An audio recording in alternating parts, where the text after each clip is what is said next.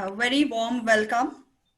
We are very happy to be hosting this webinar today. Let me begin by giving us a brief introduction to Bengaluru Sustainability Forum and our Small Grants Program, which has, in a manner of speaking, been the catalyst for us being here today. So the Bengaluru Sustainability Forum is an inter-institutional collaborative effort looking at issues of long-term sustainability in urban and peri-urban Bengaluru. We like to create spaces for conversation and coming together of people with a multidisciplinary approach. We believe it is better for people to come together with their ideas instead of working in their own silos. And the Small Grants Program is another step on this path where we invite innovative, collaborative projects in the area of urban sustainability. A number of these projects are now wrapping up, and we thought it would be good to reflect on the learnings as we continue to think about how to make Bengaluru a sustainable and more resilient city. And here we are today. In our first round of the Small Grants Program, we supported 4 projects working in and around Jakkur Lake. These were anchored by Jalaposhan, a community group working towards nurturing Jakkur Lake, and along with Ananas permaculture, Biome, A-Tree, and a researcher from IISc. We'll hear about these projects in detail shortly, but before that, let me introduce the wonderful women who have been driving them. So we have with us Dr. Annapurna Kamath, who is an educationist by profession and an environmentalist by passion. She is the founder trustee of Jalapushan Trust and managing trustee of Satya Foundation. She started the community initiative Jalapushan to nurture Jakkur Lake, which is now considered a model lake, and also won the National Water Mission Award 2019. We have Kiri Meli, who is co-founder of Ananas, an ecological design company based out of Bangalore. Since 2014, they have been working on permaculture projects in and around India. Knowledge sharing and anything to do with plants plays a central role in the work Kiri feels passionate about.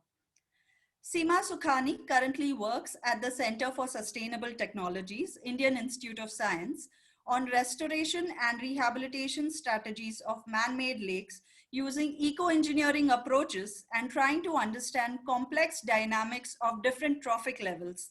Trophic levels is essentially components of food chain. Suma Rao is a project officer at the Biome Environmental Trust, where she is anchoring the effort to understand the wetlands of Bangalore, as well as help build a citizen lakes dashboard.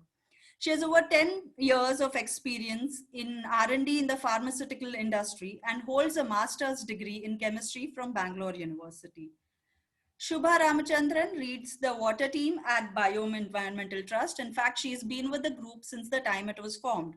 She has designed and implemented several rainwater harvesting and wastewater treatment systems, primarily in and around the city of Bangalore. At Biome, she has been working on understanding groundwater, wastewater, and wetlands, and she has a degree in civil engineering. So a very warm welcome to all of you once again, and I will hand over the session to Dr. Annapurna.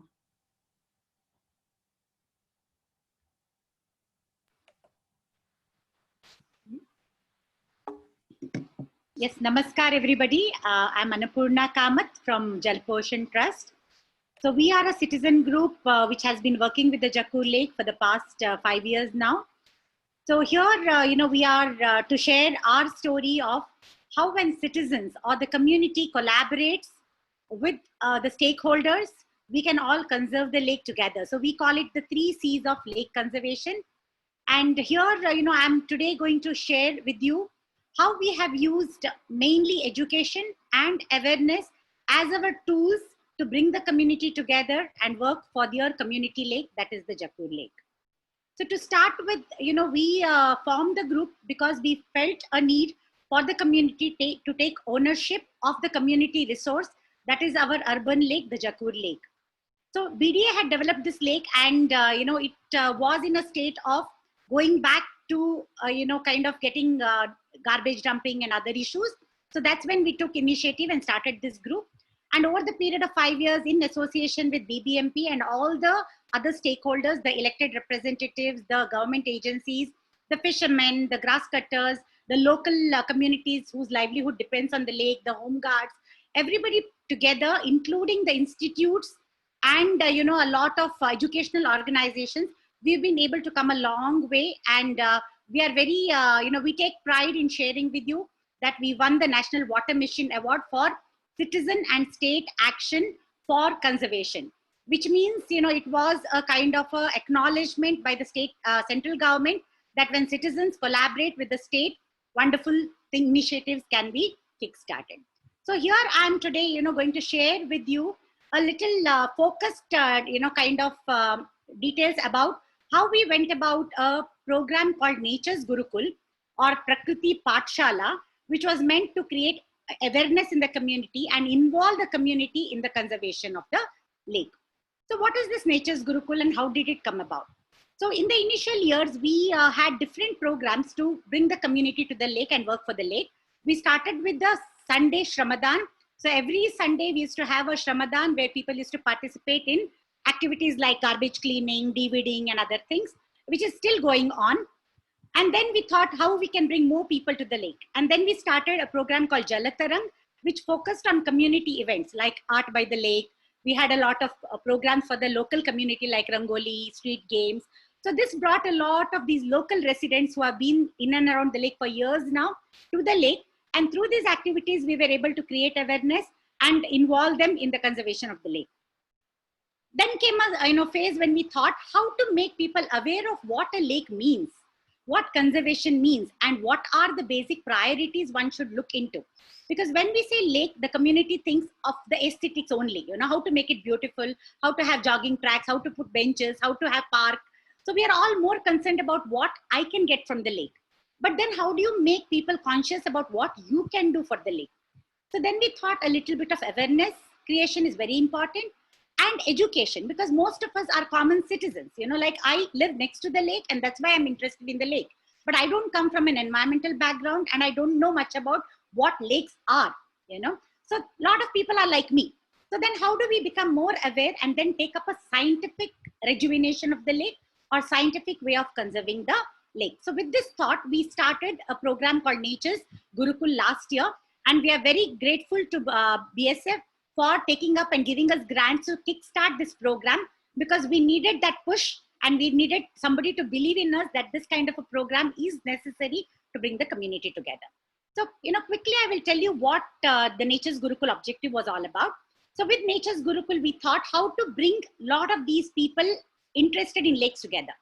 So we kickstarted this program with different people involved. One set of people were the experts, like the experts who know about the limnology, the biodiversity, the flora, fauna. So there are a lot of experts who work with water. So how to bring these experts together to share their experience and their knowledge with common people like us who are going to finally conserve the lake. So we had this one set of experts, then we have this one set of citizen volunteers. Why do we need the citizen volunteers? They need to become the link between the experts and the community. So we had dedicated volunteers for different projects who were interested in those projects and took it up that we will take a lead and lead these projects. Then we had a lot of these, students, researchers, and then even the school college children involved in the learning process.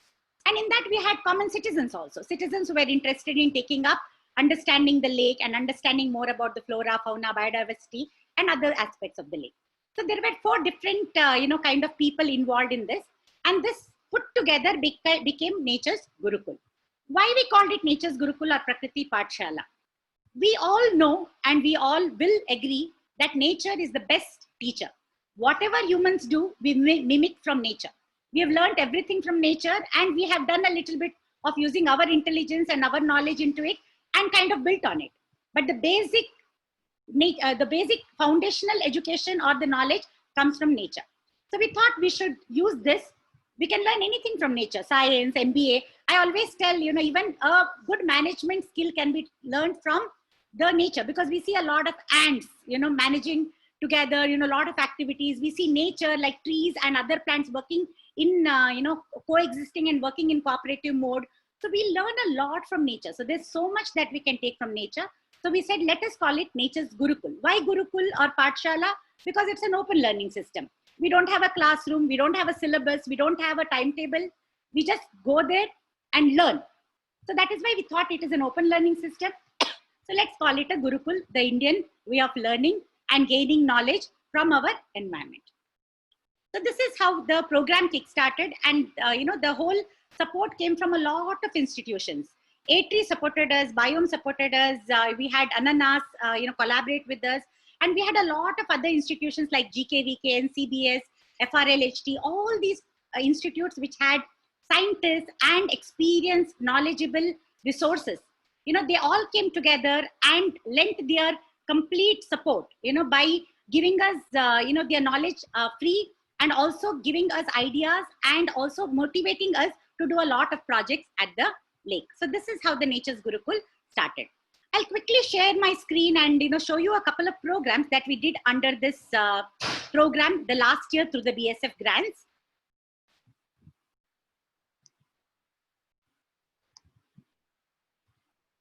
So here, you see that it was the intent was to initiate citizen science programs where various lake nature-related projects would be implemented with active citizen engagement.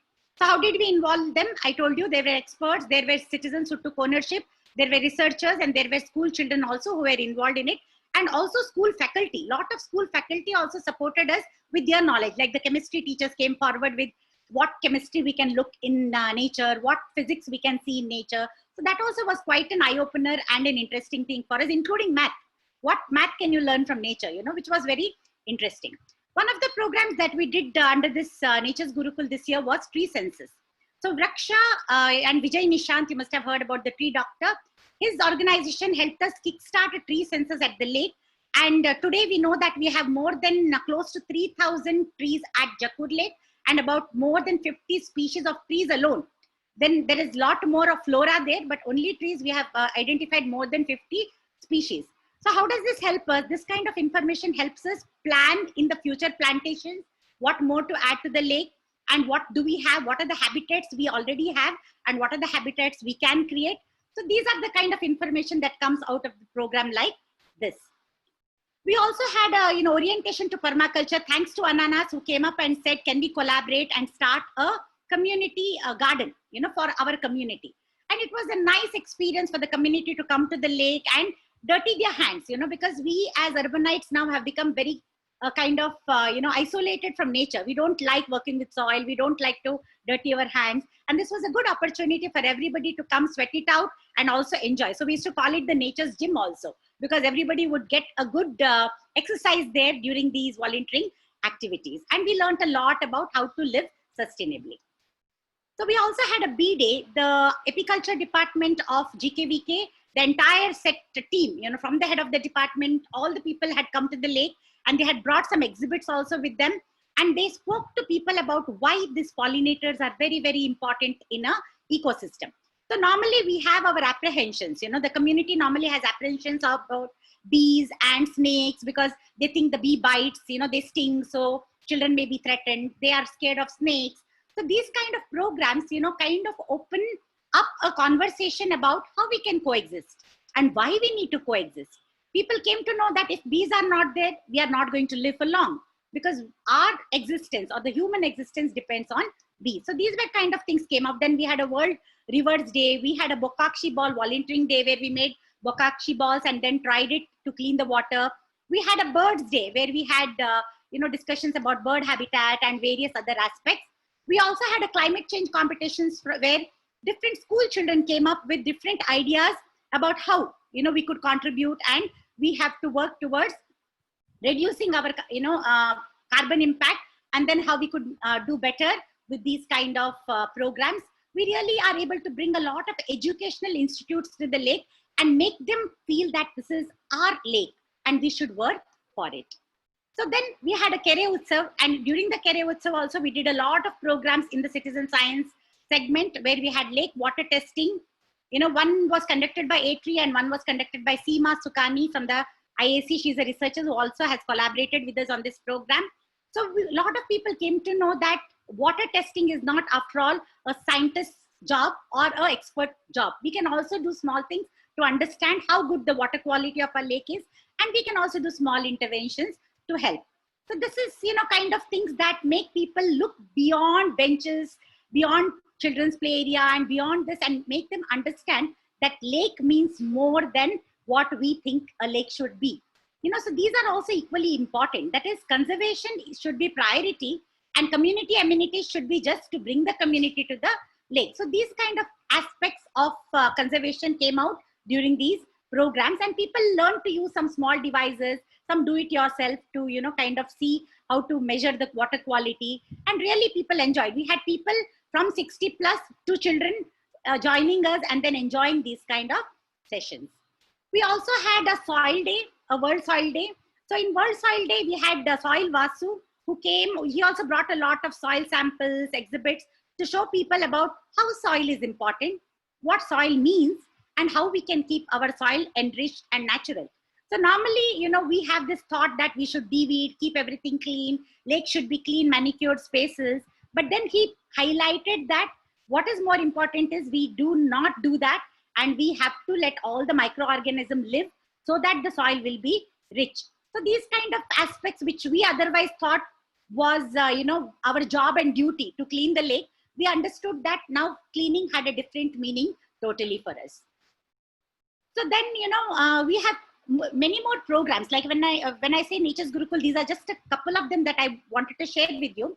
We mainly are focusing on a couple of things. One being the environmental activities, one being the environmental day celebrations, and one being projects at the lake. So we have different projects at the lake, like composting. We have, flora study, fauna study, wetland, analysis, monitoring. So a lot of projects happen, aerators. So people also join these projects and help us execute these projects at the lake, which will be long term. They may not be ending in a day or two. They may be of a duration of 4 months, 6 months, sometimes a year. So the citizens also participate in this, and all put together, it becomes an educative forum for people to share their knowledge, because we also have resources in our community. There are engineers, there are scientists. So even the community itself is very rich with knowledge. So this is a platform for them to come, share their knowledge, and also use their knowledge for their community resource, that is our Jakkur Lake. So the way forward that we are thinking now, the pandemic has taught us some new techniques and technologies to reach out. So till now, we were believing only in hands-on, like everything has to happen on the lake. People have to come to the lake, and that is the only way that we can work with the lake. Today, COVID has taught us that there are other ways. We can also have online, webinars and sessions, because we do understand that in a city like Bangalore, not everybody is able to come to the lake physically and be part of programs. So now we know that any physical program that happens at the lake can be shared via Facebook Live, and we can also have webinars happening live from the lake also sometimes, so that people who cannot come there also can log in, use the technological benefits, and take benefit of the knowledge sharing at the lake. So this is what has happened over a period of time, and we are very happy to collaborate with Biome, Seema, and Ananas, and I'm sure that they are going to tell you much more interesting things about how they went about those interesting projects at the lake. And let's hear to them, and maybe at the end we can come back and understand more, and probably you can ask me questions once we are done with everybody and listen to everybody else. Thank you so much for giving me this time to discuss and share my thoughts on the Nature's Gurukul program and Prakriti Pathshala with all of you. Thank you so much. Thank you, Annapurna. So now we'll have Kiri sharing her information. Okay. Hi, everyone. So I'm going to be talking about the Jakkur Lake Community Garden. Let me just share my presentation to show you.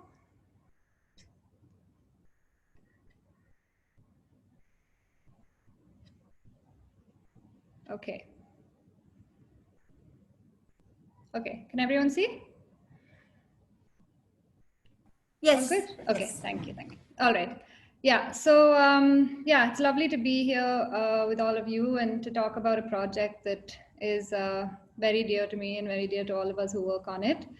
So just to introduce us, Ananas, we're an ecological design team based out of Bangalore. So to put it simply, we say we design living systems. So we work with water, planting, soil, and build the built environment to create what we call regenerative human habitats. So we've been working with Jalaposhan on this project for the last couple of years. To run you through this presentation. First, I'll just introduce the project. We'll then have an overview of the gardens. Then we'll just look at some milestones that we've accomplished and the yields that we get from the project. And then, of course, talk about some of the bigger challenges we've had and some ideas for what lies ahead. So this project began in actually in late 2017, and Annapurna approached us to design a community garden on the banks of Jakkur Lake. And the initial idea was basically to create space for anyone who lives around the lake, the community around the lake, and who uses the lake, including the fishermen and the garden ladies, to come and grow food and use this as a space for themselves, like as a community garden to come together. And the gardens actually have been set up primarily since the beginning by volunteers. We've done a range of volunteer days, over 20 volunteer days there now. And yeah, maintained also largely by volunteers and by the garden ladies in Jalaposhan. And in May 2019, yeah, we were lucky to get a grant from BSF, which really enabled us then to we were able to do a year of monthly volunteer days with that and get tools. And also the idea was to use the grant to get the gardens into a place where sort of the foundation was really laid and the planting was done and so on. So then they could really just needed maintenance and could start to look after themselves. That was sort of the idea. So this is just to show you what the banks were like this is when we began in 2017. And we designed these three gardens, with each of them are slightly different. And in the bottom left there, you can see there's the fisherman's dock, and the three gardens kind of wrap around it. So we have these three different spaces that we set up there. The idea was to, initially we just had what we call the earth garden and the forest garden. And we wanted to create one space that was had raised beds so we could build soil quickly, where we had easy access. And this is where really, you know, people would easily be able to start growing plants quite quickly. This is also where our tool shed is, and this is a more high maintenance kind of garden. And then we also created a forest garden, which is layered planting, mimicking a forest, more trees, and with passive irrigation through earthworks. And this is a much lower maintenance space. And then our third and most recent space is what we call the water garden. And that is, there's a bit more emphasis on built spaces here with hardscaping. So we've created a gathering area, have a wider pathway, and there's like a bench facing giving you sort of an unobstructed view of the lake, which is quite nice, which we call the nook. And this is kind of, the planting here is like a hybrid of the two, learning from using what we learned from the first two gardens to set up the third one. So this one's still in progress. The idea was really to create a closed loop. So what we mean by that is using the resources from the lake itself to grow food, to grow plants, to create this diverse garden that would then contribute back to the community. And so we used, of course, we're lucky. The wonderful thing about being by a lake is that you get this nutrient-rich water from, and we also get excess biomass, so in the form of water hyacinth and also just the reeds, the dried reeds, and there's tons of leaves that we get, and all of that really helps with us not needing as much stuff from outside, because that was really, we wanted to make sure that we could create this space with minimal external input. So as I said, the gardens were really have been set up by volunteers. Initially, we kind of just reached out to our network, and people started to come, and people clearly are really eager to get, like Annapurna said, get their hands dirty, basically do this kind of work. And we initially, our volunteer days were quite scattered, just whenever we could do them. But then thanks to the grant from BSF, we could get a lot more structure in. So we did one every month, and we would meet for a few hours in the morning monthly, and we'd plan all the activities out, and people would come from around the city, and we would all work together to create these gardens. And so, you know, they're always really a wonderful experience, honestly. Like everyone, working together. And we also get people from Cognizant, who are some of the harder working guys who come for the volunteer days. And it's a space to share and learn together, and people from different backgrounds. So yeah, the gardens have been sort of evolving over time through these volunteer days. So just to mention some milestones that might seem minor, but are worth mentioning. I also thought this was an opportunity to share, if anyone's planning on setting up a community garden themselves, what are some things, to keep in mind and so on. So just to mention, some of these milestones are firstly that, having a tool shed actually made a big difference. We also have a garden manager that we appointed. This is someone who was one of the volunteers who was a bit more, who lives quite nearby and who can commit to sort of coming every week and has the key to the tool shed, and so was able to sort of commit to that. And that then enabled, all of these things just give it a certain amount of structure, which is sort of what's needed in this kind of situation where everything can be quite loose sort of in a public space like this. And we stopped having, thanks to actually having these monthly volunteer days with the grant and everything, we were just able to sort of organize ourselves a bit more, be there a lot more. And then there was more and more interest that built up over time. And so then we started going from monthly meetups to actually people wanted to meet more often. And so then we would meet every Saturday morning for a few hours. And that's kind of where we were at until the lockdown happened. And it was really, there was a nice momentum going. It was really lovely. And we also have a WhatsApp group for all the anyone who's come on the volunteer days or anyone who walks by and is interested. And so that's been a great way to kind of, that's sort of essentially, I'll get more into that later, but that's kind of what one could say is the community for this garden. And we also started using the space in different ways besides only just meeting to garden. And we had like some small talks that people would give and sit around the gathering area and really enjoy and use this space and be there together in a way which wasn't only sort of very activity oriented. And yeah, like I mentioned, a huge milestone was just getting the grant, so that then we it just gave us sort of a certain direction and purpose and enabled us to finish a lot of work, and we could get some tools and yeah, made a big difference. I mean, I don't know where we would have been otherwise. So it's lovely that we got that. So now just to talk about some yields. Now we've looked at them in different ways.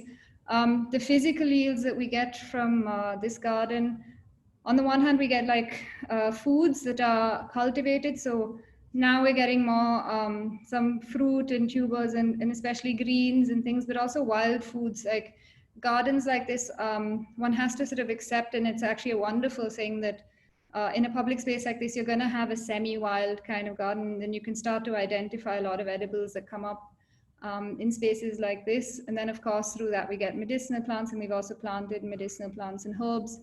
We also made it a point to grow as much of our own biomass as possible for the space, because we're working with heavy clay soil, which is quite a challenge. It's actually from when the lake was desilted and put on the banks. And so we are having to sort of constantly return organic matter to the soil, and we do that with what we've grown now. I mean, there's been an amazing transformation of the space, also just in terms of how much biomass we can start harvesting now from the garden. We get our own seeds and cuttings. So before we'd always bring like lots of saplings and like walk, we're about 1 kilometer in from the gate. And so it's nice to now, more and more be able to use what's coming from the garden itself. And then of course, like these spaces for people just to sit and gather, and we also find people on the benches and using the gathering area and so on. And it's lovely to see that. We made it a point to really select species that would not only be for human use, but also to attract various kinds of biodiversity. So insect life and bird life has definitely been something we're noticing. Like there's a lot of spider diversity, and the soil has also started to improve steadily, which is thanks to just like I said, putting a lot of biomass here. In this picture, you can see the fishermen going and bringing in water hyacinth for us to use in our raised beds. so that we could start to build the soil quickly. And yeah, of course, the social yields. So this is probably one of the biggest ones and the ones that we find really important. It's become a place basically where people can come and just create and play together. People from all different backgrounds working together to solve problems. I mean, it's quite a heavy amount of work often that we do. And it's lovely to see people like sharing skills with each other. And it just makes, you know, it creates a sense of like what's possible in our urban commons, that we can take these spaces and, you know, and kind of create something there together. And so everyone always ends up leaving these volunteer days with a big smile on their face. And there's always this sense of like achievement and yeah, just pretty much pure happiness at the end of it.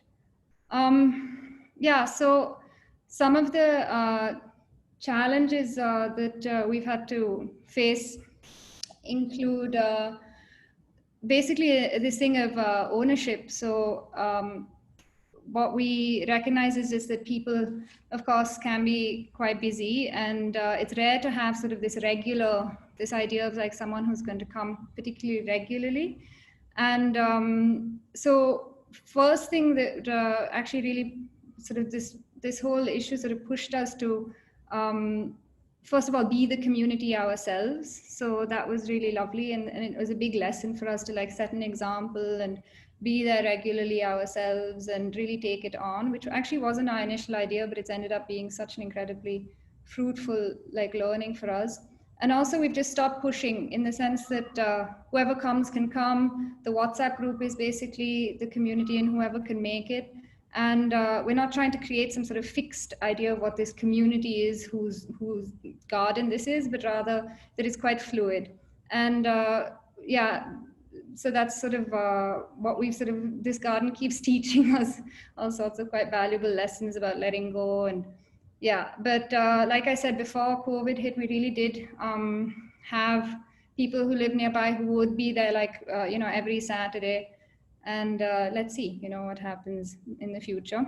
Yeah, plant survival is also a big, something one needs to look at when planning, like creating a garden in a public space like this. So like I said, I just thought I'd share some of these things for anyone who might want to go on and do something like this. And so we tend to focus on perennial plants, like those not annuals that need a lot of maintenance. And we tend not to grow from seed in the actual garden, but like use cuttings and saplings and so on. And also now we're just in the process of, we've already designed signboards, and now we just have to have them made and put up, and then we're going to have signboards there, which will make a big difference in terms of people plucking things and not really knowing, you know, like I think people quite absent-mindedly just kind of, so this way it's sort of very clear what's going on here. And a big part and a big lesson and a lovely learning for us from this project has been how to design spaces for neglect. And that sounds harsh, but basically how can you plan a space in such a way that even if there are long periods where there isn't that kind of daily maintenance going on, or there isn't that, so that you can't do volunteer days like during lockdown and so on, how can the space still, how can the garden still look after itself? So that's been something that we do using like passive irrigation and ensuring that, you know, we do deep mulching and, like I said, using perennials and natives and so on. Yeah, and also like having an actual maintenance schedule, and we work with Jalaposhan on that, on some of the smaller things that need to be done each day. So yeah, looking ahead, the future of this project. So like I said, COVID really threw a spanner in the works for us on this one, because a lot of it was kind of based around gathering and creating together, and that's kind of what the project was really all about for us. It's managed amazingly well, actually. Like over the last few months, it needed like some maintenance recently, just with chopping and all that, but we're quite pleased with how it's doing. But once we, but the aim really is just to complete this water garden in terms of the planting. We'd love to set up a nursery and a seed bank there, potentially. That would require more regular, you know, attention and someone to be there. like I said, we're doing the signboards. And we have some other ideas around potentially like growing food for local Anganwadis who are always in need of highly nutritious foods, and foods that grow sort of in this semi-wild kind of way really tend to be very nutritious.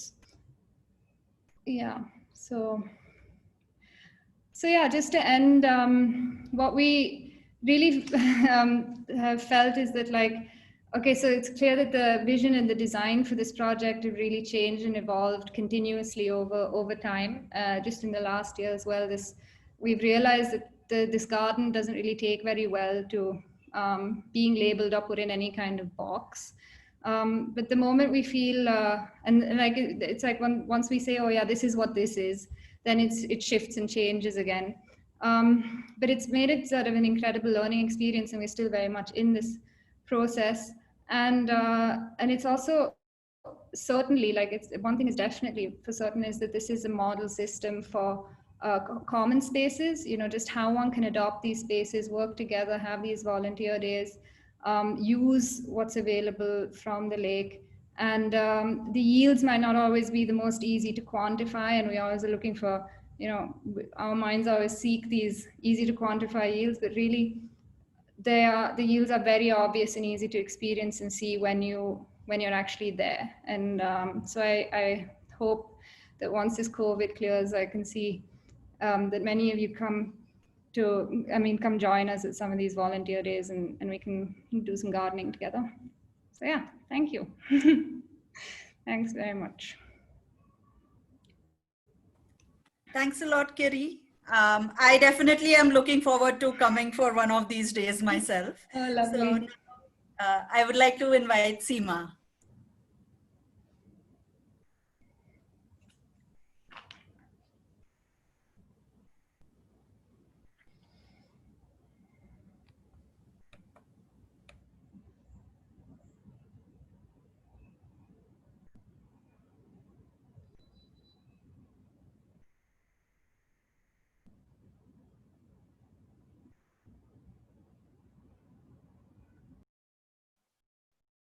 Am I audible and my screen visible? Yes. Okay. Hello everyone. I'm Seema Sukhani, and I'm a research scholar at Indian Institute of Science. As I've been introduced, I actually look into the science of strategies which have been developed for maintaining and monitoring lake. So in this project, with the help of BSF, I wanted to understand the scope of involving citizens in scientifically monitoring the lakes. So as we know, the essence of the lake itself is water. And in the case of Jakkur, the Jakkur Lake itself is in northern Bangalore. It's about 160 acres. And the unique part of the Jakkur restoration model was the STP wetland and the water which is going from the wetland to the lake. This whole approach was completely community driven. And as we know that the STP which is at the upstream of the lake was an aerobic kind, and the wetland itself is one of the innovations which has been done in the Jakkur only. And it had been successful for past couple of years. After the wetland from the emerging hydrophytes, when the water gets purified and treated, this water actually, the quality of the water is, in our terms, is very close to the partial tertiary treatment. This itself was quite unique to me, and as a researcher, it prompted me to try to understand the science behind this particular concept too. So in this presentation, I'm going to incorporate a couple of students, and I'll present to you what efforts we took to understand it. Apart from that, once a lake is restored, it actually gives a lot of benefits to the population and to the citizens surrounding it. So it became, specifically for Jakkur, it became a livelihood, a source of livelihood for the fishermen, and the water in the nearby stepwell was available. The whole biodiversity as we see it now was re-established only post 2016, and it provided for a better microclimate too. So to summarize what I'm going to talk about, there are two major goals of this project and this presentation. First, I would like to evaluate the feasibility and effectiveness of the management practice which is in place in Jakkur. And second was that I wanted to understand if we train and help young citizens to gain insights on various aspects of lake monitoring, can we create informed citizens and informed stakeholders who can lead our restoration efforts in future. So to do that, first, I would like to discuss my underlying philosophy for involving citizens. We know that lakes are no longer lifeline for domestic purposes anymore, and we do need alternative connects to make sure that the citizens are going to come and try to maintain not only the landscape but also the water quality. To do that, the best way which we found was through group activities and on-site trainings. Also, I would like to push through an approach. Everyone should think of lakes and any resources in terms of our property, our lake, its problem, we can solve and maintain it. So this is my underlying philosophy for involving citizens. We also want to inculcate the habit of a social commitment towards any natural resource. And also there's a need to have a free and open communication between different citizens and scientists. Apart from that, another important thinking which has to come from a citizen experiment was to have a collective problem thinking. Individually, we can't solve, together we can. So the local sustainable solution with the collective problem thinking is what I think is the way to go. The approach I'll be taking in this the approach which I took in this project was collection of the information, analyze it, compile and suggest it. The information has to go to the relevant authorities and people, and then the appropriate action needs to be taken. And the citizen group which we did this study with were mostly undergraduate and postgraduate students, three major colleges which are Ramaya, Sheshadipuram College and Reva University. A group of people and group of students who had come and joined us at IISc had helped us through this project. Their tenure has been somewhere between 7 to 10 weeks, and they had helped us not only in collecting the samples but also analyzing and compilation and suggestion, as I've already mentioned. So the main elements of this monitoring project, which were kept quite simple. First was that we wanted to understand how the lake is, what the lake looks like, what are the different depths and inlets and outlets, and what is the major volumetric capacity. So basically we wanted to create a bathymetric map so that we know what kind of volume this lake has as of today and what we can think about it for future. Also, the second part of the work which we were interested in, which is very difficult to do, is the microscopic organism. So in this study, we took up the task to estimate the phytoplanktons, and there were a couple of students who were really interested because looking at microscope, moving things is very, very interesting. So that was one of the other element of the monitoring project. The third element which we took up is the basic monitoring model, where we checked for different nutrients, and also we incorporated, since foaming is becoming a very big issue in Bangalore in a couple of lakes, it's everywhere in the news. So we thought, why not, since this lake was also getting filled with treated sewage, why not take surfactants also as a part of the project? This was actually suggested by students, one of the students in the picture itself. So because of their interest, we decided to take it up also in this project. So towards your right, you can see that we have shown the bathymetric profile. This profile actually is created by students of Sheshadipuram. The reason that I'm giving them enough credit, because they had taken more than 250 depth points within the lake. The depth profile itself is created in a way that the deepest point are the darkest. But we realized also that there are 3 inlets instead of only 1 in the lake. But the functional one is mostly the one which is coming from the STP. There are 2 outlets. The average depth of the lake was about 2.24 meters, but the maximum what we see was 3.75, which is quite deep. There were 3 major islands in the water. Spread area of this lake is about 150 acres, and wetland takes about 5 to 6 acres of the space. In our bathymetric volumetric capacity analysis, what we figured is that this lake can hold about 850 million liters of water, and the daily input which is coming, if you only take the STP as the input, that is about 7 to 8.5 million liters per day, and maximum what they have reported is about 10. So that brings about the retention of the water inside the lake to be somewhere between 90 to 105 days, which is quite a lot for a water body. But when we started doing this, we figured that there were certain things which were not consistent with what the sewage, treated sewage was coming in should have given the water quality as.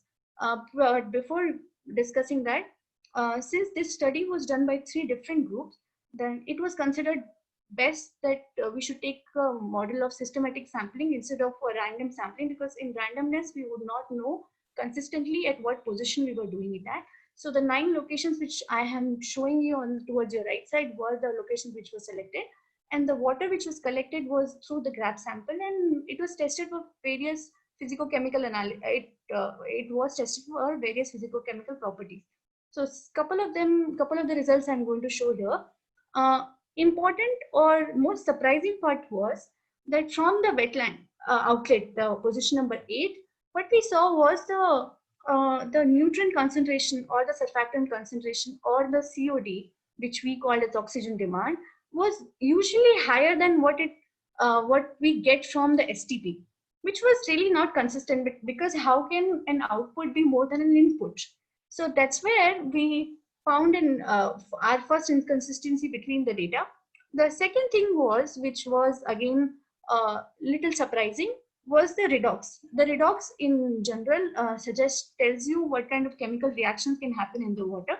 So what we found was that the redox that was there inside, just outside the wetland, was showing anaerobic condition or low dissolved oxygen condition, which was again something which we could not explain initially why this was happening. So this was consistently done for about 6 to 7 months before we tried to probe the matters further. In that, what we realized were 2 major observations, which I'm going to discuss later. The second thing which the students were interested in doing was the microalgae, as I had already mentioned. So what they did was, in those samples what we had collected, we also try to estimate and look through the microscope what are the different algae which are present there. So pardon me for labeling it opposite, but 9 is my input in the lake, and 1 and 2 are my 2 outlets. So as you see, the population of cyanobacteria inside the lakes are increasing as we go inside the lake. The quality of the water as we go inside the lake is maintained. Another point which I forgot to mention here is that once it goes out of the lake from the point 8 to 1 and 2, it is consistently reducing. So this also tells us one interesting factor about the lake and the self-purification of the lake, that regardless of any other intervention, in-lake treatment is also happening and is possible, and it is clearly shown in the data. Here also, the population of the chlorophyll and the population of the algal cells are clearly increasing. In this study, what we see are the species which are usually present in a little higher nutrient concentration. Given these 2 observations, what we found was these learnings. First important factor was that since I had already mentioned that anaerobic conditions were prevailing near the wetland outlet, and it was clearly indicated in the redox and DO.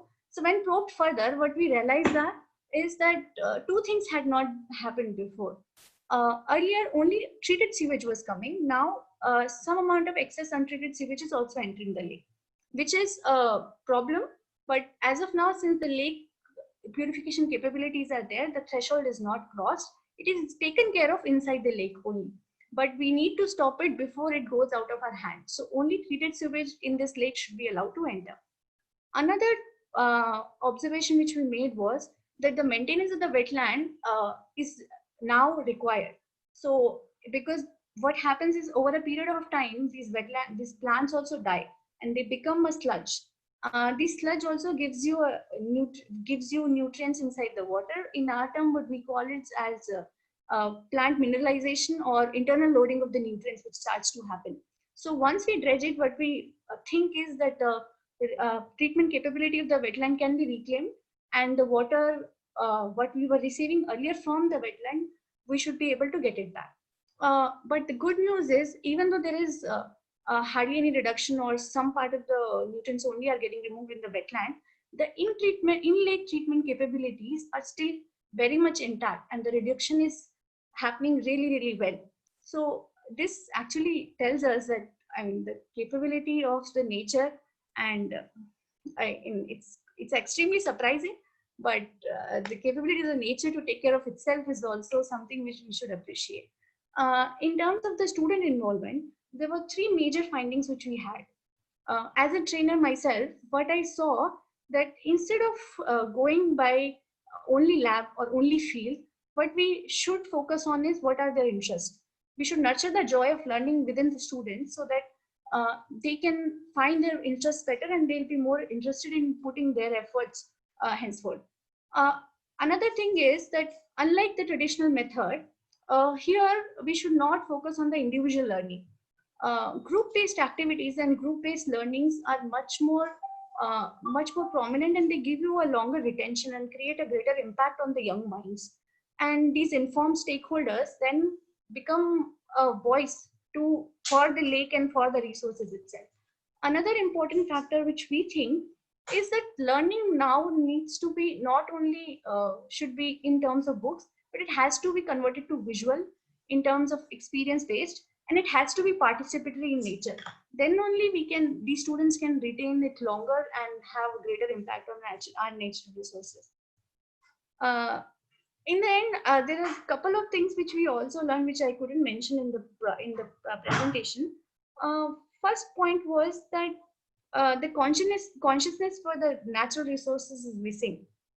In students also, what I see, or what the major factor which was missing was the consistency and the prior knowledge too. We had to start from the scratch with the students and with the citizens if you want to have a scientifically informed stakeholder. So that is one of the major problems which we face, because the documentation is as important as the activity itself. Sometimes in the pursuit of doing things, we forget to document it properly for our future generation. So that is one thing which, as a scientist, I would like to put forth, that from now on, whatever we are doing, we should document it properly so that it can be utilized, the knowledge can be utilized.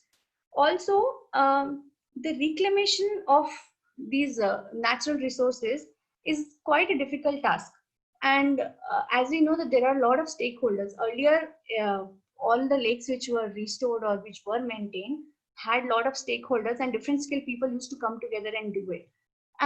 In our lakes now, what is happening is that only one person is coming on board, taking care of one part, and the information is not shared between different stakeholders only. Although in Jakkur, that part is more or less taken care of, but in the scientific domain, even now for Jakkur also, some of the things are missing. So if there are scientific personnel who are listening to this conversation, I would really extend the invitation to you to come and collaborate so that we can have a holistic picture. Not one scientist can do everything. So if we have a holistic picture in one form, then we can actually create this model and give it the scientific backing it needs so that it can actually be put in different places. At the end, I would like to thank BSF and Jalaposhan. Without your collective effort with me, this study would not have been possible. So thank you so much. Thank you so much, Seema. And now I would like to invite Shubha and Suma from Biome.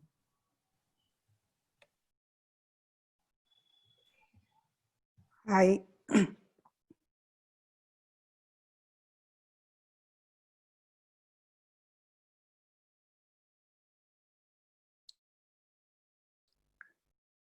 Yeah, I am assuming everybody can see the screen. Yes, so out of the 4 projects, one of the projects that we worked on is to identify and remediate a dead zone at Jakkur Lake. Thanks to BSF for for the grant for us to go ahead with this project. To start with, what is a dead zone? To simply put it, dead zone is a space where in a water body where it is deprived of oxygen. So low oxygen levels in a space in a water body is called dead zone, and the limit for the dead dissolved oxygen levels is,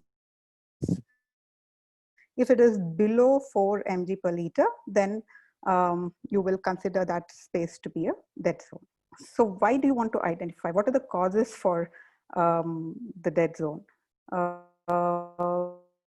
Causes is excess of nutrients that come in from agricultural runoff or wastewater entering into the water bodies, which then leads to algal blooms. And algae actually takes in oxygen in the night, though it gives out a lot of oxygen during the day, which again leads to dead zones. So a lot of algal blooms can lead to a dead zone.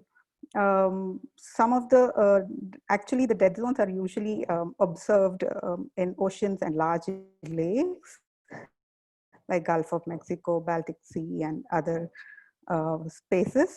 So this is just a picture that I thought I'll share and kind of give an idea of where all dead zones are. This is a 2013 picture though. You can see all around the Atlantic on the east side of the US and Canada, in the Europe and other spaces. In 2019, the largest dead zone was found in Gulf of Oman, that is the Arabian Sea around here, and which was as big as 63,700 square miles. We all know, and the others also, just now Seema also spoke about this. Jakkur Lake receives STP treated water, which is rich in nutrients, and then some amount of raw sewage also enters the lake. And then there is excess water coming in, entering the wetland, especially during the rainy season. There is overgrowth of macrophytes because the water is rich in nutrients. There is algal bloom also. All these above condition, we were thinking, okay, can there be a dead zone? So the idea came up of, can we try looking at smaller lakes and identify these dead zones in Jakkur Lake? So we wrote a proposal, and Jalaposhan, CDT and Biome together, and decided to go ahead and work on this project. So how does this whole thing work? Basically, Jalaposhan helped us immensely in getting the permission from BBMP. If one needs to enter into a lake to do any kind of activity, you need to take permission from BBMP first of all. And then we needed, if we wanted to identify dead zones, then we needed a DO meter and something that can be, that you could just take it around and not. So to identify and procure a DO meter was another thing that we had to work towards. Figuring out how do we go around the lake and how do we mark the points, how do we record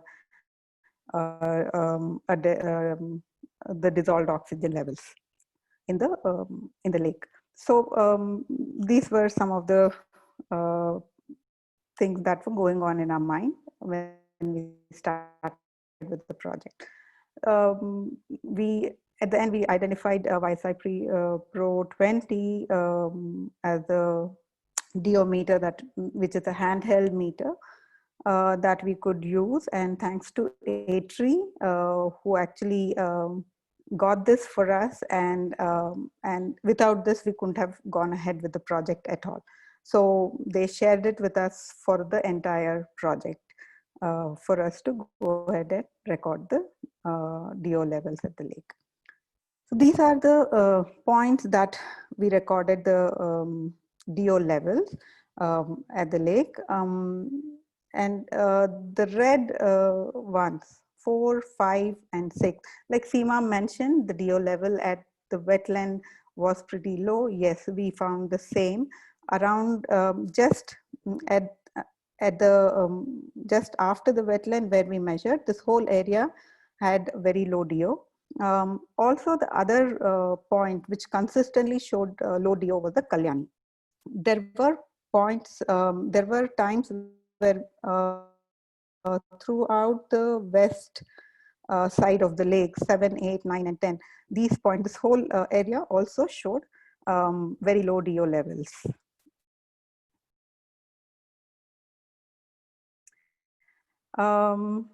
So this is the reading that we got at the wetland. The whole, by the time we could actually start recording, it was August, because it took about 2 months for us to procure the diometer. There were some issues, and then it started raining, and we couldn't really get into the lake, and there were a lot of different reasons why we couldn't take readings, 12 readings at least that we were thinking of. So we went ahead and did whatever best that we could. And at the wetland, what we observed was that during the rainy season, especially in August, in September, we just couldn't get into the lake at all because it was raining and windy, and fishermen couldn't help us take us into the lake.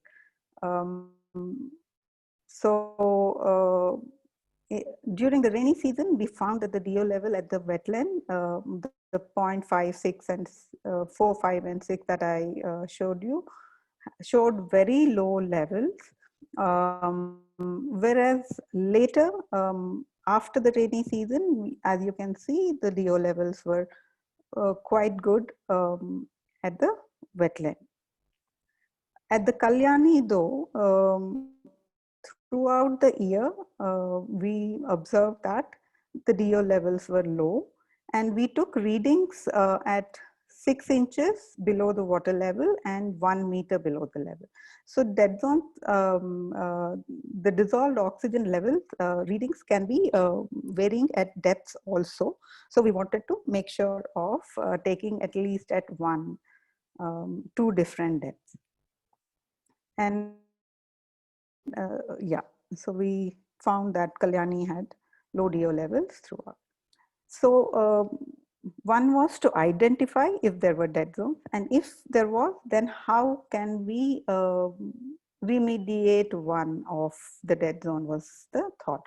So initially, when we started with the project, we were thinking of this vortex system, which we could use and see if, that also is used for aerating a space. So we thought we could use that and try reviving one. But what we realized is that is something that cannot, I mean, it is going to be in a fixed space, and it requires power. So we wanted to think, we were looking for something where most lakes don't have power, and dead zones are usually, or rather dissolved oxygen levels are usually low in the early mornings or in the night. So if one wants to revive something, it needs to be at those hours, intervening at those hours and not during the day. So we started thinking of renewable energy sources, and if we could use wind power or solar. And thanks to Jyoti Meher, who is part of the Rachinhalli group, she connected us with Mr. Mahesh from Sun Rays Solar, who works with solar energy only for all projects. And we started having conversations with him, and he designed a very simple and quite effective system, maybe that we'll get to know later. But to start with, yes, we used a solar panel with which is 3 into 2 by feet and 1 HP motor and an inlet and an outlet pipe. So when we did the entire experiment to see if this whole system works at the Kalyani. We took readings at 0.1, 2, 3, and 4 as it is seen in the picture here, and we put in the system between 2 and 3. And so we did this experiment in February, end of February, 2020, 120, and we did it for 4 hours. This was actually in the peak hours of 10, 11, 12 o'clock in the morning, or rather 9 to 11 in the morning. We did see some kind of a jump, but I would not consider this as anything, because DO levels can go up just because of the sun also.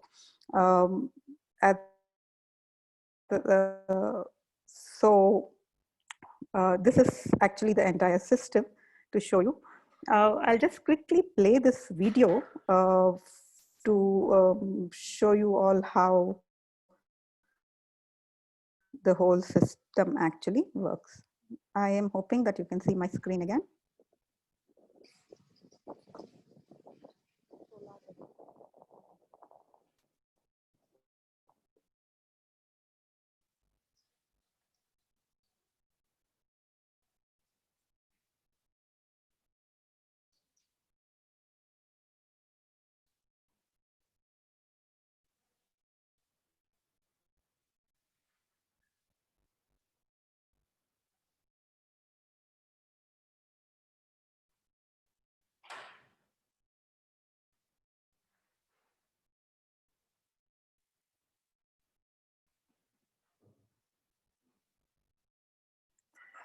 Okay.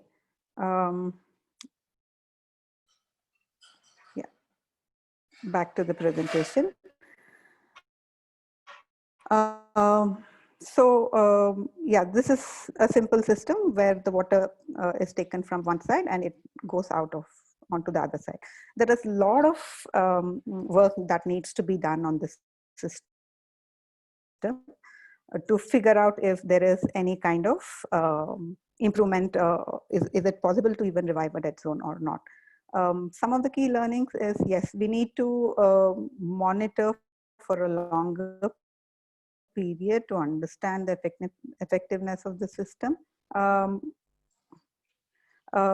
Also, to increase the efficiency of this whole solar aerator system itself, maybe we can consider an air pump for more aeration, a sprinkler or a bubble diffuser if required. A battery backup is surely required, as I just talked about how the DO level goes down in the early mornings or later in the night. And if the system is required, it needs to be used a battery backup for the system, so that once you identify a dead zone, take the whole unit can be put in a mobile unit, and even let into the lake and use it wherever required. And also a sensor where you can monitor the DO levels continuously, which is going to be key. These are some of the key things that we might have to look into the system. There were a lot of challenges which I through my talk I was mentioning. Of course, getting the permission, and thanks to Jalaposhan for helping us get those permissions for us. Procuring the DO meter was not easy, just to identify which one and how, and the DO meter that we used, I think the cost was about 75,000 to 1 lakh. So that itself took us some time to figure out how we are going to actually continue working on this project. And the key person for the entire project was the fishermen. If they were not ready to come with us and take us around, it would have been extremely difficult. Thanks to Jalaposhan and Seema, who actually accompanied us for all our trips around the lake to take the DO measurement. But it was difficult in the sense, either because of rain or because of wind or because of the time of the day, or they might have gone off home, and so there were a lot of variables that needed to be considered before we planned for a particular day to take the measurement. So weather played a very important role for us to work on this project. And last but not the least, for sure, the quality of inlet water does make a huge difference, which Seema also spoke about quite extensively. So yes, during rainy season, the amount of water that was coming in and how the DO levels were low at the wetland, and how we saw the improvement, because then the amount of water and the sewage which it was carrying reduced, and we saw a stable and increased DO levels at the wetland. Yeah, these were some of the challenges and variables that needs to be kept in mind if you want to take this forward. So what we did after we got the system together was we worked with the volunteers at Jalaposhan. A few of them, very enthusiastic one, joined us. We showed them the entire system. We talked about how we should go about trying to improve this and take this forward. And this was on the 14th of March. And then the lockdown happened. So yeah, we are at this point waiting for things to settle down for us to see how we can take this whole project forward. But it is going to be the lake community which is going to be driving, and we are all going to be with them to see how we can work with them and take it forward. For anyone who wants to know more details of all the readings and other things, you can go to biometrust.blogspot.com, and if you search for Dead Zone Jakkur Lake, you will be able to get the entire report. Thank you to BSF and Jalaposhan for helping us through this project.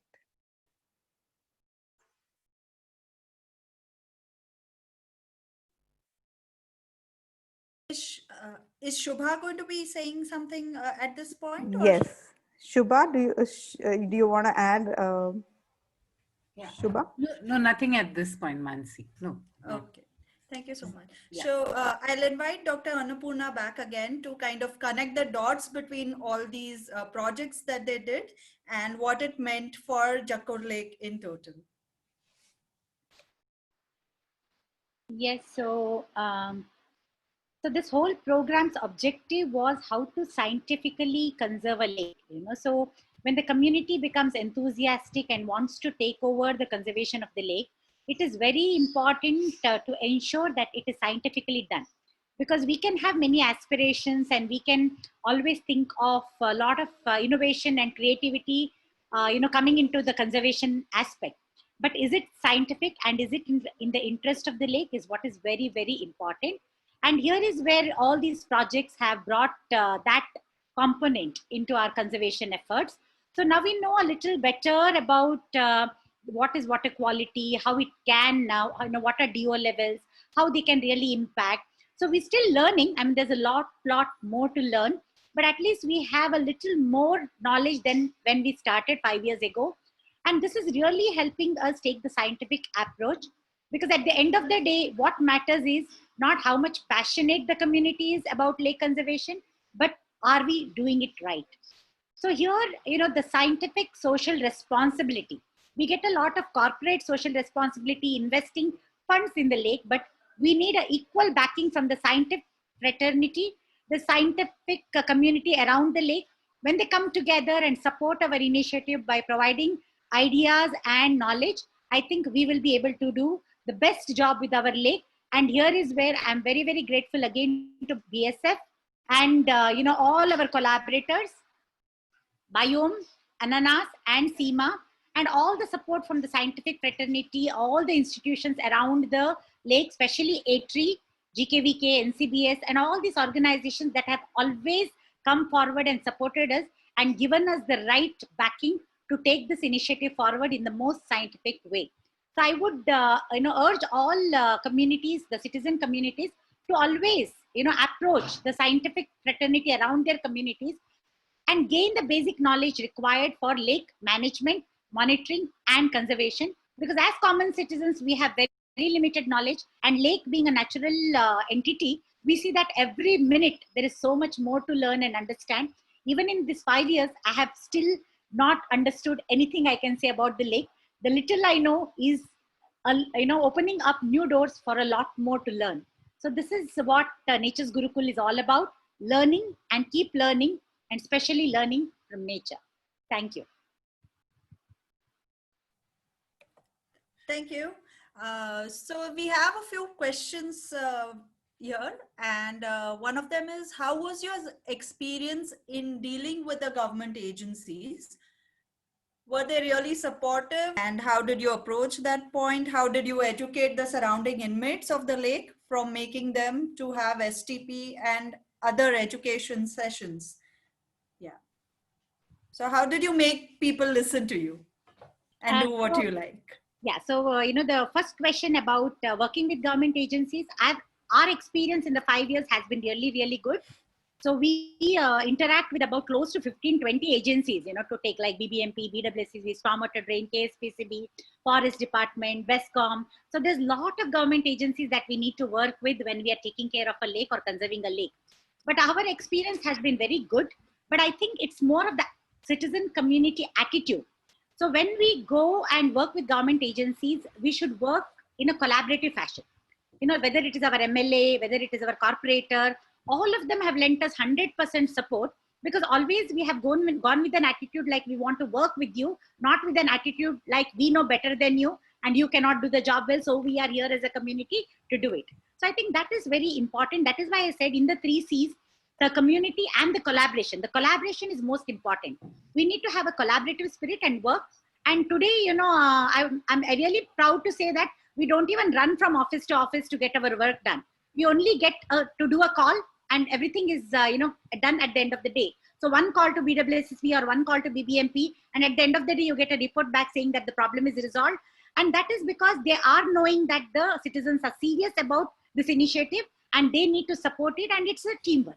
So everybody understands that nothing can be done by one single individual. Everybody has to do their job well, and it can be only done by them. So this is, I think, what is very important. And for us, all of us to work together, not put anybody in a defensive mode by being critical or in an accusive kind of a way. We have to say that we understand there's an issue. Now let us sort it together. I think that is very, very important. And coming to educating the community, yes, we talk to every apartment, we talk to every walker, we find out whether they have STPs. Whenever we have seen new buildings coming up, we have spoken to the builders, we have spoken to the contractors. We've always educated them by saying that finally your apartments are going to be sold only in case this lake is a living lake and it is clean and nice. So it's very important that you contribute, and every builder in the neighborhood is contributing in their own good way, either through funds or through materials, or sometimes by physically coming to the lake and joining our cleanup drives. So this is also happening, and every apartment person is part of Jalaposhan. He or she is a Jalaposhak, so obviously they don't want to pollute the lake one day and come other day and clean it up. So everybody understands the effort, and they never want to reverse it. So we have 100% cooperation from the community, including the local residents, the villagers who have lived there for years now. So that is the kind of good thing about the Jakkur Lake. Maybe the Vastu is good, or it's serendipity, or just people around are good, but it is all worked out in the interest of the lake. I guess this answers one of the other questions which came in about threats from real estate, to not do this work. But one question I'm sure everyone's mind is, how can we replicate this at other lakes? Is there a sort of system or certain pointers or mark, like a checklist or some pointers to how this can be done at other lakes and how we can basically work at saving the other lakes of the city? So as part of Jalaposhan, we strongly believe in local communities for local lakes. So, it is very important that every lake is taken up, or, there is an ownership from the community. So there is no point in going for an NGO model where one NGO takes over all the lakes and tries to work with it. It's always better for the citizens to take ownership and then have a vision, for their lake, because every lake is unique. And every lake has a different purpose. Something may be recreational, something may be conservation based. See, we chose a conservation model because we have a lot of birds. It's almost like a Rangantittu in Bangalore. So we needed to conserve it. But some of them can go for recreation, some of them can go for irrigational needs. So depending on what the lake means to the community, they can have a vision for the lake and come up with an action plan. That is why it has to be localized, customized, and then work. But yes, we have a lot in the 5 years. We have learned a lot of lessons from our lake conservation, which we can share easily with all the other new communities. And they can try to scale it up or scale it down and work with their lakes. But of course, nothing can be cut and copy or copy paste thing kind of a thing. Everybody has to work around their lake, understanding their lake, where citizen science comes into picture, and collaborating with various institutes come into picture, because we need to understand what our lake means and what can be done with that lake. But yes, we can share, and we are always happy to share whatever information and knowledge, including resources that we know of that can help them. And all the other collaborators obviously can help all these new coming lakes, whether it's Seema or Ananas or Biome. I think they can also seek help from all these collaborators and work with the new lakes that are coming up. Would any of the other speakers like to add to this?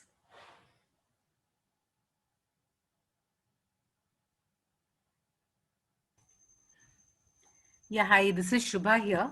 So to the, like what Annapurna said, there's no one single model, but I've just shared the link to a primer, which is about Bangalore and its lakes. So that just helps you understand the lakes, the various stakeholders that Annapurna spoke about.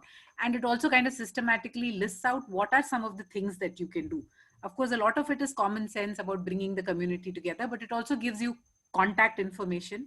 And for every, right now in Bangalore, there are 2 strong WhatsApp groups called Friends of Lake and Federation of Bangalore Lakes. If you're not already on it, it's a good, so what they do is the Friends of Lake is a more open group. Federation kind of takes 2 people who are already working for a particular lake. So these are good places where you can exchange and learn about whatever, bring up the issues with your lake and learn from another group that has worked on such issues before. So one of the questions in my mind was, is there like a picture you can draw for someone who hasn't really looked at this issue before, in terms of how your interventions have changed Jakkur Lake from before you started work and where you are at now? And this is for all the speakers. Yeah, so yeah, Shubha here again. I'll just step in. So one is the before and after, but something that Annapurna touched upon and which I thought we can speak about a little further is the lake vision itself. So one is to identify all the different, because as citizens who live in an apartment, maybe you can think of your needs to jog or walk around the lake. If you're interested in birds, you want to see the birds around the lake. But that there can be fishermen, there can be grass cutters, there could be somebody who's, especially in the outskirts of the city, who's still using the water or the groundwater recharge that it does to water their gardens or fields that are there. So those are some of the inputs that we may not get unless we're able to get this entire bunch of stakeholders together. And while it's not been tried very formally before, but we're trying to work out what we're calling a lake visioning exercise, as well as a lake vision document, which is partly about, one bit is about the elements of the lake, like you see inlet, outlet, STP, wetland. So you imagine all of that. But not only that, you also imagine the functions that you want for your lake to play. So the group comes together. It's not like a voting process that somebody says, but collectively they arrive at a vision which can hold, let's say, for the next 10, 15 years for the lake. And they also think through rules and responsibilities of people at the lake. What are the kind of rules are there? There's some rules that the BBMP enforces, like it could be timings. People are increasingly questioning pets. Can you swim at the lake? Can you fish at the lake? So can you have some kind of gatherings at the lake? Who do you take permission from? So including all of that, it's good if lake communities can engage with as diverse a community as possible and come up with a vision for the lake, both in a picture form as well as a written form, which has the rules and other texts that can go along with it.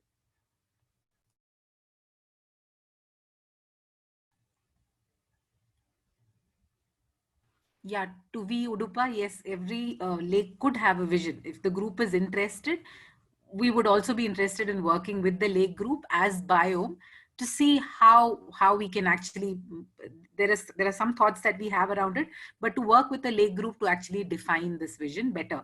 And then work with the government to see that this vision translates to action. Yeah, I'm done. Thank you. Yeah.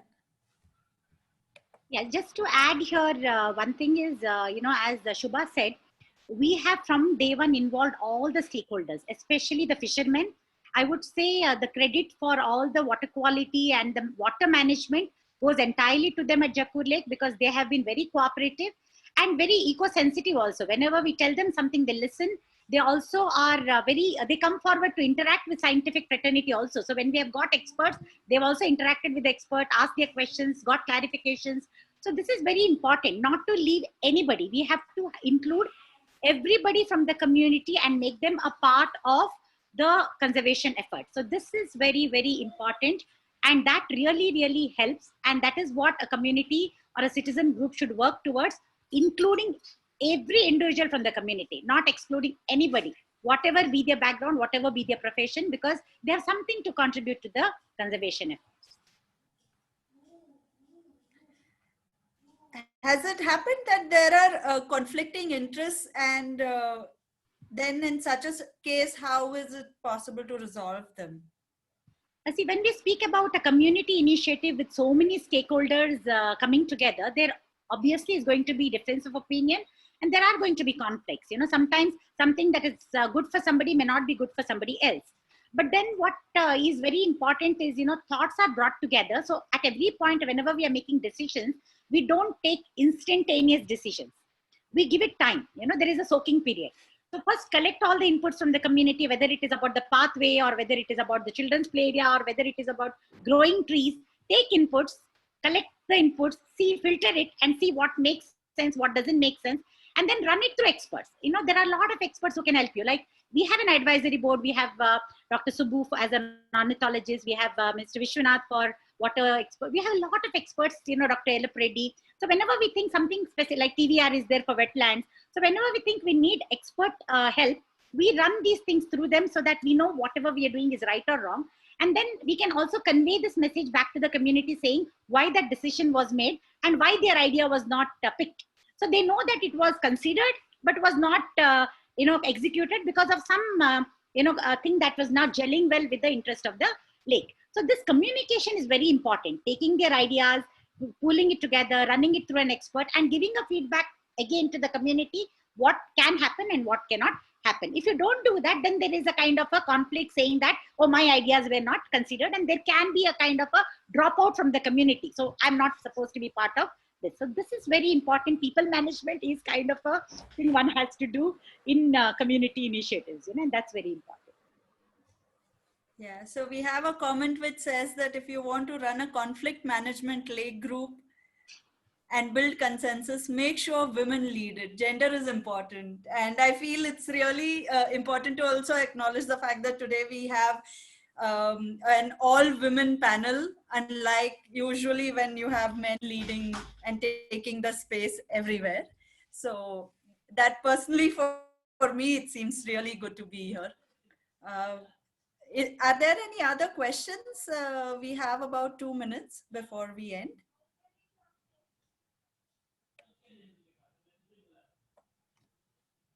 So we also have another comment from Rishik Joshi, and he says that your team has created magic. It is impossible to imagine the kind of work your team has put together. It is commendable. So that is definitely true. One last, okay, there seems to be a new question. Another congratulations. So how do you sell this IUWM idea of Jakkur to institutions? From Vishwanath.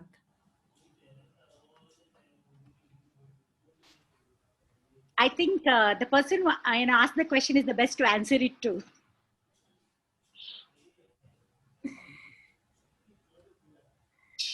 Yeah, I agree with Dr. Annapurna. But yes, we have to talk about it in various fora, make sure. Sometimes we think that it's been spoken about a whole lot, but we have to, whatever, say webinars like this. And if we can involve people from the institutions, from the government institutions in webinars like this to listen in, and then see how this model can be replicated at various lakes where appropriate, that would be the way forward. So I think having this webinar is probably one step in that direction, but we have to write and talk about it in various ways and take it to the appropriate institutions as well, more formally.